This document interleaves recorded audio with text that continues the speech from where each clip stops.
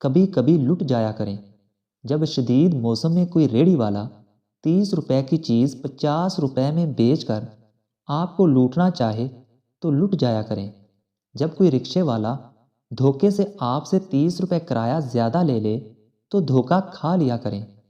جب آپ کے گھر کی کام والی بیماری کے باعث کبھی کام چوری کر جائے تو آپ بھی آنکھیں چرا کر انجان بن جایا کریں، کیونکہ ہم خود بھی سارا دن نہ جانے کتنی بار رب کائنات کو دھوکہ دینے کی کوشش کرتے ہیں، اور وہ سب کچھ دیکھنے کے باوجود بھی نظر انداز کر جاتا ہے۔